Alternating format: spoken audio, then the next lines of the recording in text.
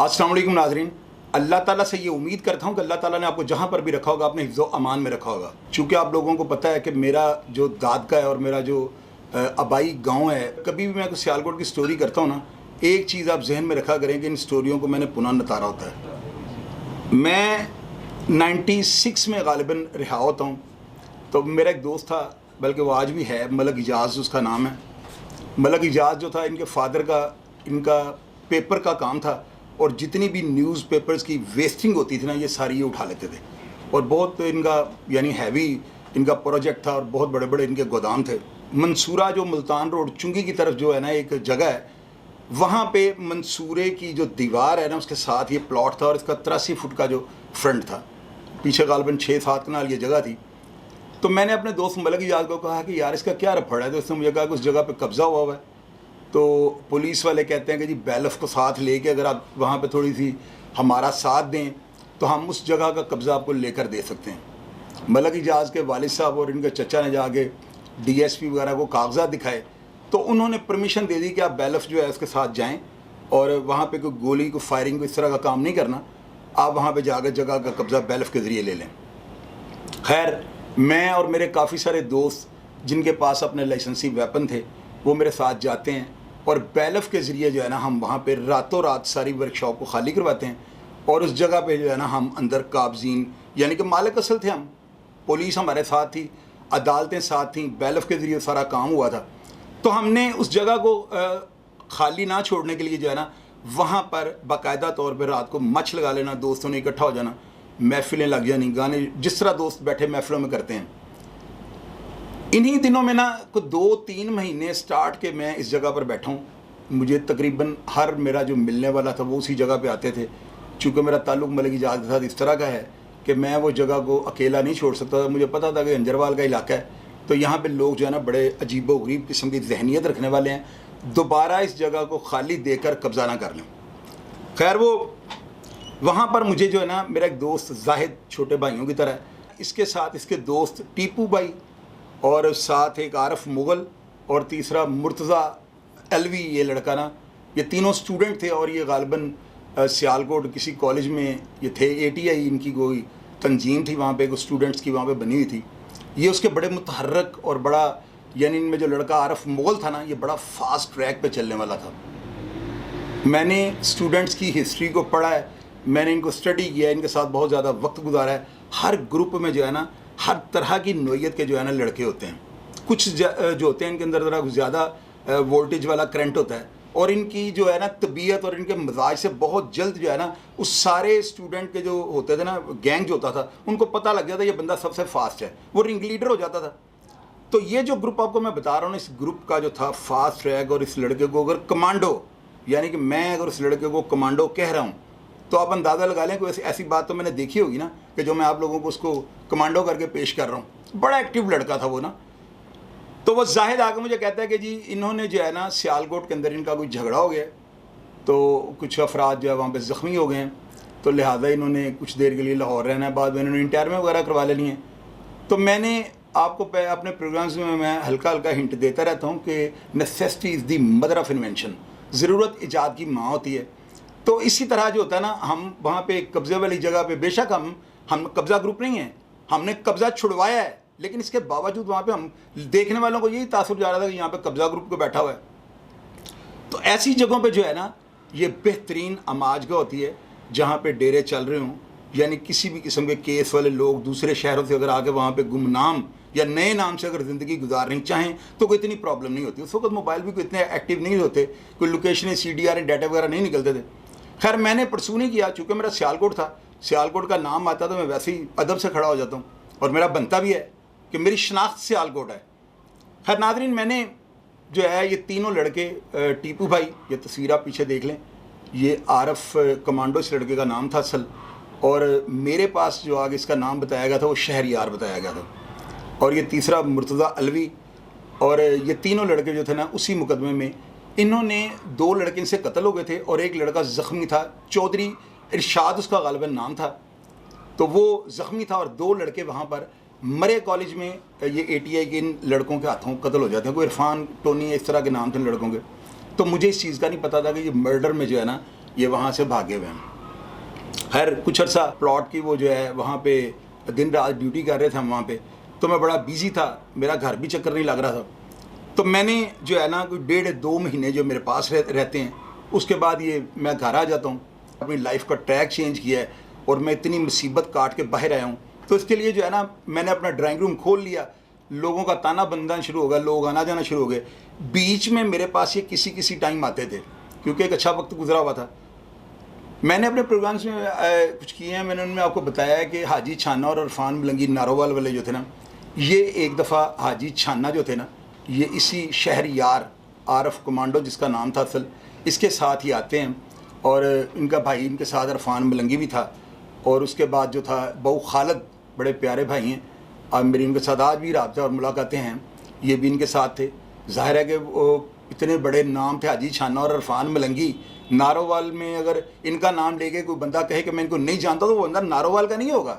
یہ جینوئنلی بات آپ کو بتا رہا ہوں. تو یہ سارے افراد جو تھے نا, مجھے شہریار جو عارف کمانڈو, سیالکوٹ کا کوئی تھانہ نہیں تھا, رنگ پورے کے اشتہاری تھے, اور کوئی ایسا تھانہ نہیں تھا جس کے اندر اس کی تصویر نہیں لگی ہوئی تھی.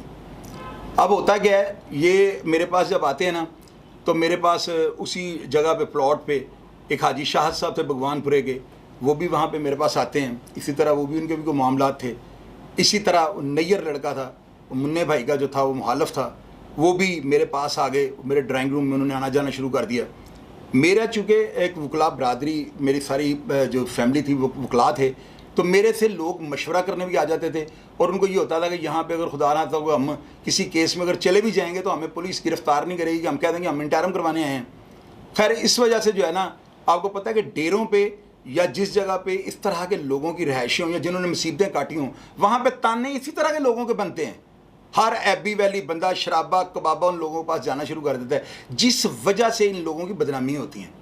خیر ناظرین, فاروق گمن سیالکوٹ کا اتنا بڑا نام ہے, یہ بھی مجھے ایک دفعہ عارف مغل کے ساتھ میرے گھر آ کے ملے ہیں. اور یہ عرفان ملنگی اور حاجی چھانے کی جو میں نے سٹوری میں آپ کو بتایا تھا, تو وہ آپ کو یاد ہوگا کہ میں نے کہا تھا کہ عرفان ملنگی جو تھا نا, میرے گھر سے 7 لاکھ روپیہ گن کر, پیسے خود اس کے اپنے ذاتی تھے, اور یہ لاہور آئے ہیں. تو اس وقت رانا حسیب انجم صاحب نے حاجی احسان اور چھانا کو جو ہے نا گرفتار کیا ہوا تھا. یہ غالباً کہیں سے پکڑا گیا تھا, اور اس وقت یہ ہلکی جو ہے نا ایک ہوا چل رہی تھی کہ اس کو شاید پولیس مقابلے میں مار دیا جائے. پھر بعد میں آپ کو پتہ ہے کہ وہ شہباز شریف کو انہوں نے فیڈ بیک کیا, اور انہوں نے کہا کہ نارووال کے اندر اگر یہ کسی بطخ کے بچے کو بھی کھڑا کریں گے تو اس کے خلاف کسی نے کھڑا نہیں ہونا. پھر ان کا جو ہے نا ہائی لیول سے جو ہے وہ بابر خان جو تھا وہ MP اس کو بھی بیچ میں انوالو کر کے, تو ان کو پھر پولیس نے ان کا کلاکما کر دیا. یہ سب لوگ جو تھے نا, مجھے جب ان کا پتہ لگتا تھا نا کہ یہ عارف مغل کے ساتھ پھر رہے ہیں, تو مجھے اس وقت تک تو کلیئر ہو چکا ہوا تھا کہ ان کے اوپر وہ 2.5 قتل, یعنی 2 بندے مر چکے اور 1 زخمی ہیں. تو یہ ساری چیزیں میں اگر آپ کو کہوں کہ میں سیالکوٹ کا تھا اور مجھے نہیں پتا تھا, یہ غلط باتیں ہیں, لیکن اس وقت یہ میرے پاس سے جا چکے ہوئے تھے. خیر یہ آتے جاتے تھے, اور میں پولیس کا انفارمر تو تھا نہیں کہ میں ان کو پکڑوا دیتا. تو میرے پاس جب یہ آتے تھے نا, تو ان کے پاس جو چہرے ان کے ساتھ ہوتے تھے نا, وہ اپنے شہر کے ایک برانڈ ہوتے تھے. میں نے شہریار کے ساتھ جو ہے نا ایسے ایسے افراد کو دیکھا ہے, اور بعض اوقات کچھ ایسی باتوں کا مجھے اندازہ ہوتا تھا کہ وہ بچہ جو تھا نا, وہ نوجوان عارف مغل جو تھا, یہ ٹریک سے اتر چکا ہوا تھا. ناظرین, مجھے جو لوگ اس کی موت کے یا اس کی بیماری کے گواہ ہے نا, وہ یہ بتاتے ہیں کہ وہ لڑکا رات کو جب سوتا تھا نا, تو سوتے ہوئے وہ شور کر کے نا بڑا یعنی کہ جیسے بہت ڈرونا کو خواب دیکھا ہے, تو وہ اٹھ کے بیٹھ جاتا تھا اور وہ کانپنا شروع کر دیتا تھا, اور اس کو پسینے چھوٹ جاتے تھے. اور اس کے گھر والے بتاتے ہیں کہ ایسے لگتا تھا کہ جیسے یہ مر جائے گا آج رات کو نا. وہ کیا تھا؟ وہ یہی تھا کہ یہ لوگ جو تھے نا, یہ اپنے آپ کو سیف رکھ کر نا اپنے دشمن دوسروں کو دے دیتے تھے, یا ان کے ساتھ کوئی پیسوں کی ڈیل کر لیتے تھے. کئی افراد نے مجھے یہ بھی کہا ہے کہ شہریار جو تھا یہ اجرتی قاتل بن چکا ہوا تھا, یعنی کہ یہ پیسے لیتا تھا اور بندے قتل کرتا تھا. لیکن میں چونکہ اس کو میں نے بڑا یعنی نزدیک سے دیکھا تھا نا, میں ظاہر ہے کہ میں خود اتنی مصیبت کاٹ کے آ رہا ہوں, بندوں کا شہر ہے جہاں سے میں آ رہا ہوں, فیس ایکسپریشن رائٹر بن چکا ہوا تھا میں. تو میں اس کو نا نوٹ کرتا تھا اس لڑکے کو نا, تو میرا ذہن اس بات کو نہیں مانتا کہ وہ لڑکا کوئی اجرتی قتل, شاید اس سے کوئی زیادتی غیر دانستہ طور پہ اس سے کوئی ایسے مرڈر ہو چکے ہوں. کیونکہ وہ جن افراد کے ساتھ پھر رہا تھا نا, یہ لوگ منشا ڈک شبادہ ڈوگر یا دیکھیں حاجی چھانا, انہوں نے الگ سے وہاں پہ نصیب آباد کے اندر ان کا ڈیرا تھا، اور یہ سیالکوٹ کے اندر اگر کوئی بندہ یہ کہے کہ ببو خان، پپو برف والا یا نعیم خان وغیرہ سے یہ کم ان کا دبدبا تھا تو یہ بالکل غلط بات ہے، میں نہیں اس کو مانوں گا۔ آپ دیکھیں کہ ان کا بھائی رضوان کگی ہے تو اس نے آگے امن کی زندگی گزار رہا ہے، کیوں گزار رہا ہے؟ کہ جو اتوار ان لوگوں نے دیکھ لی ہے نا، اور میں تو کہتا ہوں کہ میں حیران ہوں، میں اس چیز پہ آج بھی میں نا ایک سوالیہ نشان لگاتا ہوں۔ وہ کیا حاجی شانے کی جس طرح کی پرسنالٹی تھی نا، تو میں تمام افراد جو بیٹھے ہوتے ان کو یہ کہتا تھا کہ یہ تو کسی ناکے پہ اگر پولیس اس کو روک بھی لے گی تو یہ کہہ دے میں میجر ہوں یا میں کرنل ہوں، تو اس کی پرسنالٹی اتنی زبردست ہے، راڈو اس نے پہنی ہونی اور بالکل اس کی وہ اتنی زبردست پرسنالٹی تھی۔ تو مجھے شک تھا کہ یہ عارف کمانڈو جو ہے نا، اور اوپر سے سیالکوٹ کے لوگ مجھے بتاتے تھے کہ یہ وہاں پہ ایک لوگوں سے کوئی بھتا بھی لینا شروع کر دیا تھا اس نے۔ اور آپ یہ دیکھیں کہ یار وہ لڑکا جس وقت میرے پاس آیا نا، اس وقت ایک بلینک پیپر تھا، وہ زمانے نے اس کے اوپر کیا کیا داستانیں لکھ دیں۔ آج بھی لوگ اس کا ذکر کرتے ہوئے نا، جو اس کے کلوز، جو بڑے کلوز اس کے تعلق والے تھے نا، وہ یہ بتاتے ہیں کہ وہ اس نے کئی قتل کر دیے ہوئے تھے نا، 50-60 قتل۔ جس طرح یہ خالد چٹا تھا، میں نے اس کی سٹوری کی ہے، اور میں نے آپ کو کہا کہ یہ وہ فرد تھا کہ جس کے بارے میں 100 قتل کا بھی کہہ دینا تو 10-20 اوپر نیچے ہو سکتے ہیں، اتنے مرڈر تھے اس کے۔ تو سیم کیٹیگری سیالکوٹ کے اندر یہ عارف کمانڈو تھا، اور یہ بتانے والے نے مجھے بتایا ہے کہ یہ اپنی موت جو ہے یہ دنیا سے گیا ہے۔ میں حیران ہوں، حالانکہ قاتل جو ہوتا ہے نا وہ ہمیشہ قتل ہوتا ہے، لیکن یہاں پہ تاریخ جو ہے وہ ظاہر ہے ہر رنگ میں لکھی گئی ہے، اور یہ بھی تاریخ کا ایک حصہ بن گیا ہے کہ لڑکا اتنے قتل کرنے کے باوجود جو ہے نا اپنی موت، لیکن یہ موت بڑی بھیانک ہے۔ یہ میری بات یاد رکھیے گا، کمنٹ باکس آپ نے ضرور ریڈ کرنا ہے، اس کے نیچے آپ پڑھیے گا لوگ اس کے بارے میں لکھتے کیا ہیں۔ میرا چونکہ تعلق بھی تھا نا، اور میں نے یہ چیزیں بھی ذہن میں رکھنی ہوتی ہیں کہ یار میرے منہ سے نکلی کسی بات سے انارکی نہ پھیل جائے۔ میں نہیں یہ چاہتا ہوں کہ میں کوئی ایسی بات منہ سے کروں جو اس کے اوپر آج بھی الزام لگا کے میں اس کی قبر کو جو ہے نا اس کے اوپر بوجھ ڈالوں۔ تو میں بڑی کوشش کرتا ہوں پورنتار کے بات آپ تک پہنچاؤں اور اپنے نوجوانوں کو یہ باتیں سمجھاؤں کہ یار ایک قتل جو تھا نا، ایک مصیبت 302 کی، اس لڑکے کو منو میٹی تلے لے گئی ہے۔ اور یہ جو مرتضیٰ الوی تھا یہ بعد میں پیش ہوا ہے، سزائے موت بھی رہا ہے، 8-10 سال کے بعد یہ رہا ہوا ہے۔ ٹیپو بھائی جو تھا اسے بیلیں کروا لی تھی، بعد اس کو کمپرومائز غالباً ہو گیا ہے۔ تو آپ یہ دیکھیں کہ کتنی مصیبتیں انہوں نے کاٹی۔ بہو خالد ہیں، وہ اپنی عادت ہے ان کی، وہ کام کر رہے ہیں۔ فاروق گمن ہے، وہ بڑی نائس زندگی گزار ہے، بڑا ڈیسنٹ آدمی، وہ بڑے اس کی اچھی ریپوٹیشن ہے وہاں پہ۔ تو یہ ساری چیزیں آپ یہ دیکھیں، یہ سارا جو واقعہ میں نے آپ کو سنایا ہے، اس لڑکے کی یہ جو تصویر آپ نے دیکھی ہے نا، یہ مونچھوں والی ہے، یہ کلین شیپ تھا اور اتنا کو خوبصورت تھا، مظہر طبی کی طرح اس کی پرسنالٹی تھی، لیکن اس کو زمانے کی نظر لگ گئی۔ اس لیے اپنے بچوں کا خاص دھیان رکھا کریں، اور اللہ نہ کرے اگر آپ میں سے کسی کے اوپر کوئی ایسی مصیبت پڑتی ہے نا، تو فوری طور پہ اپنے گھر والوں سے رجوع کریں، کیونکہ ان سے بہتر آپ کا کوئی محافظ نہیں ہے۔ اپنا خیال رکھیے گا جی۔ پاکستان زندہ باد۔